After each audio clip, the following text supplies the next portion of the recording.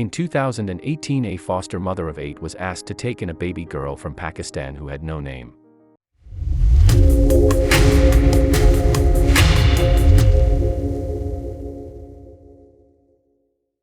When Grace Kriegel and her husband started fostering children, she could never have known just how much of a whirlwind her first 2 years on the job would be. Then, to top it all, the carer got a call asking her to take in an abandoned baby with no name. Fostering can be one of the most rewarding experiences a person can have. But there's no denying that taking on a child temporarily can be a challenge. As a result, potential foster parents should be ready to learn, be filled with love, and have plenty of patience. Where adoption places a child permanently with new parents, fostering is therefore seen as a temporary solution. A child may come to live with a family after authorities have decided their parents aren't suitable to look after them. However, there is always hope that a change will occur, meaning the family can eventually be reunited somewhere down the line. As a result, foster parents must be prepared for a child they may have become attached to one day leave the family. Sometimes it is possible to only care for kids who are ready for adoption. That means there's a chance you could officially adopt them if things work out. However, foster parents hoping to go down that route should bear in mind the average age of foster kids available for adoption is 8 years old. So if families are hoping to raise a child from infancy, fostering might not be the right choice for them. And the hard times are not guaranteed to end once you've decided that fostering is right for you. In fact, children in care have often experienced trauma. Not only have they been ripped from their families, but they might have also lived through some scary things while in the care of their parents. As a result, to help families cope with the challenges of fostering, social carers will do all they can to prepare them. Potential foster parents will also be required to attend training and meetings to get their license.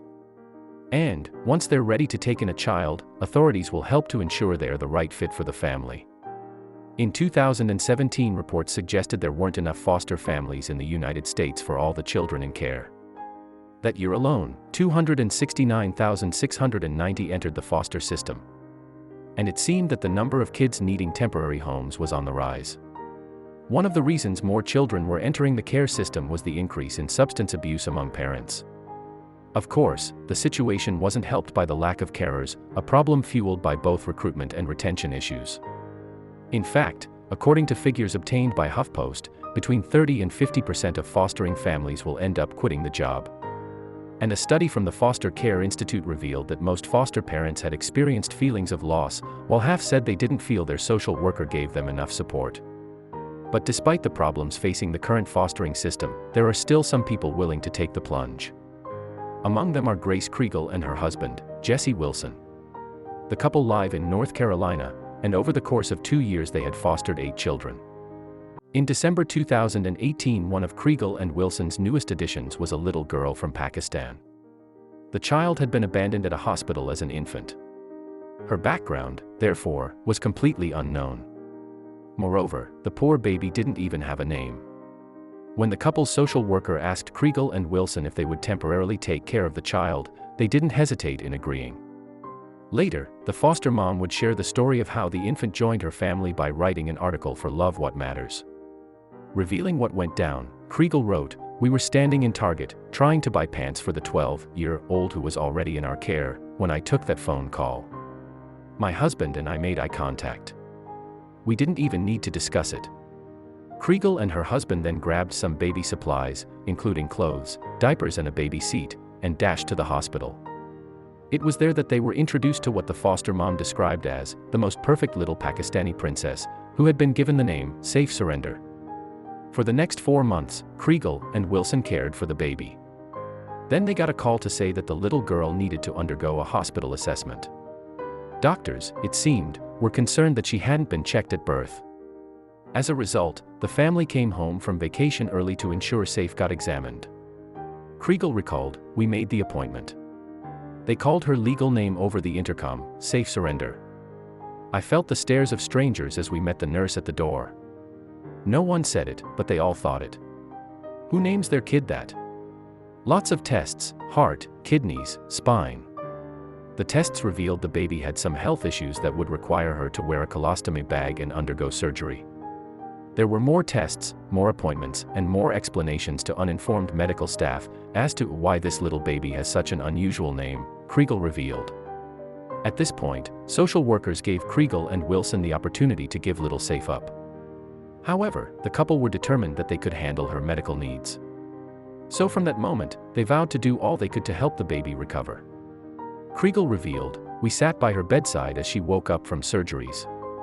We held her as she cried pitifully.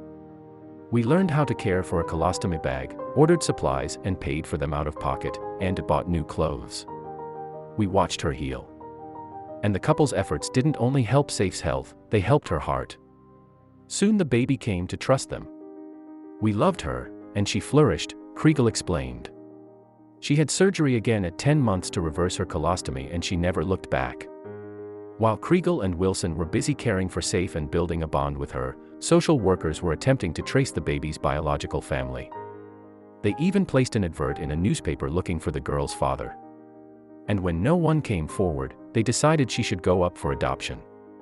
Given that Safe had already settled with Kriegel and Wilson, they were given the first opportunity to adopt her. They hadn't entered into the fostering process to find a child long-term, just to help the kids that came into their care. But now Safe was in their arms, it felt right that they should keep her. The couple got the process rolling, and a date for their adoption ceremony was set for March 2018. They were told they could invite all their loved ones and were informed many social workers would be there too. "They want to see this case through to the end," Kriegel was told. At the ceremony, Kriegel and Wilson were surrounded by 75 members of their family and friends. However, the couple and their little princess were the most important people in the room. That's because they were about to become a family themselves, and this time it would be forever. Describing the life-changing ceremony, Kriegel recalled, "I looked at my husband, sitting there with that sweet little girl who had shared our home for the last 14 months. A little girl whose very name told the story of her birth, Safe Surrender. A little girl who had lost so much, but for whom we hoped so much more." In fact, at one point in the ceremony, the couple were asked if they wanted to rename the little girl. "My eyes turned toward my daughter," Kriegel revealed. "She gave me the biggest grin as I answered, her name is Arya. Arya Hope." In Kriegel's article, she explained how it had been hope that got her and her husband through some of the biggest challenges fostering had thrown at them. Therefore, it was a fitting middle name for this incredible gift, a new daughter of their own. Kriegel wrote, "When outsiders ask us questions about what it's like to be a foster family, they almost never question us further. But the questions are there, in their eyes, as they look down the line of children at my side. The judgment is there, all over their faces, as they dismissively comment, 'Well, I could never do that,' before turning their attention back to their own lives." In an attempt to address some of these unasked questions, Kriegel added, "Ultimately, our fostering journey comes down to one very simple thing: hope. The practice of waiting with great expectation for things to come. It's not easy, and it doesn't make us saints. But it does lead us to believe there is more out there, and better out there, for broken families and hurting children." According to Kriegel, it was hope that enabled her to love the children in her care while knowing they would one day leave. She was confident their families would heal and they would then go on to have healthy relationships with their biological relatives. Kriegel said she was even hopeful when her foster kids were playing up. "Sometimes, grief looks a lot like rage. And if we can get through the rage, I have hope we can get to the grief. And I have hope that, if we can get to the grief, we can also get to the healing," she explained. Furthermore, when it came to dealing with continual upheaval at home, it was hope that got the foster mom through then, too. "I am an adult who can rationally process sudden, unexpected change," Kriegel reasoned. "The children who come into our home are not." Kriegel went on, "I have hope that, even though the abrupt disruption is traumatic, we can be a safe haven in a storm for little souls who are lost and confused. I have hope that we will all settle into a new normal and find comfort in it together." But while Kriegel and Wilson did their utmost to stay positive, they admitted that fostering could sometimes be hard. "I wake up multiple times a night to children crying out for me. I sit in a glider for hours, holding little bodies racked with sobs, until they finally catch their breath," she revealed. Kriegel then added, "I listen to a preschooler share stories of domestic violence and watch a preteen struggle with mental health. I open the fridge, over and over, to prove to children there is always food. I attend meetings and I advocate for kids. But you know what else I do? I cry." The foster mom then went on to explain how she would fall into her husband's arms and break down. During these times, she questioned whether she could continue with her cause. But with hope she was able to carry the burden, confident she was making a difference in the lives of the children she cared for. And finally, with the addition of Arya to their family, all Kriegel and Wilson's hard work had paid off. Not only had they comforted the infant after a traumatic abandonment and seen her through her recovery, they would also be an integral part of her life forever. Unsurprisingly, Kriegel and Wilson's stories touched hearts all over the world. However, even the people the foster mom counted as friends on Facebook were equally happy to learn more about how the family of three had come to be.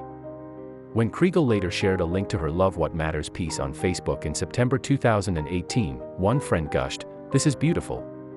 What you guys have done and will continue to do is absolutely breathtaking and beautiful. I'm so glad there are people like you in this world."